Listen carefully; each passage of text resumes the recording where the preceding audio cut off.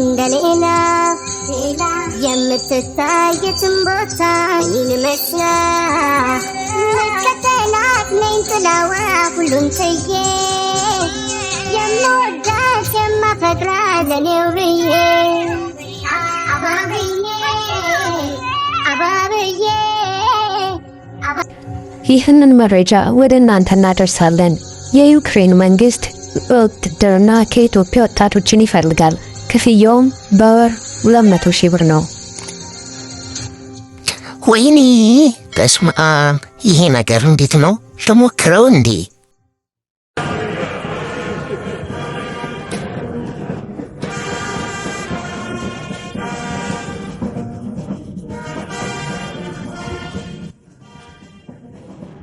ማሙሽ እዚህ ምን ትሰራለህ? ትምህርት ቤት እኮ ነው መሆን ያለብህ።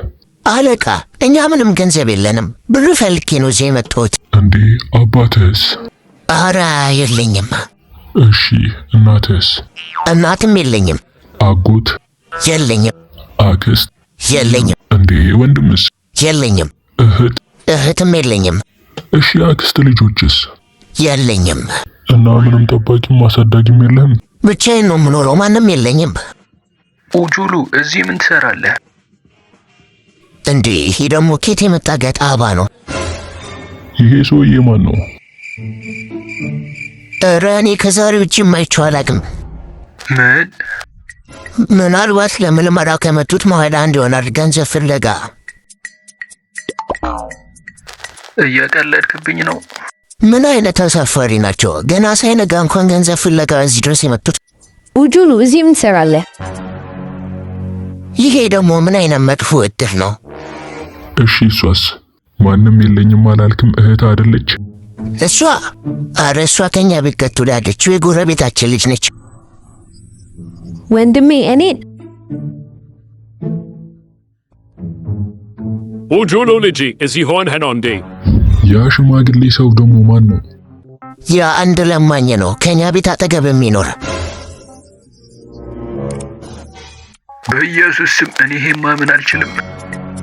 አለቃ እኔ እነዚህን ሰዎች አላቃቸውም። እባክህ ገንዘቡ ያስፈልገኛል፣ 200,000 ብር። በሚያሳዝን ሁኔታ ያንተ ቁመት ተቀባይነት የለውም። ያኔ ልጅ እዚህ የተሰበሰቡ ሰዎች ለምንድን ነው? ጋሺ ለወታደርነት ምልመላ ነው።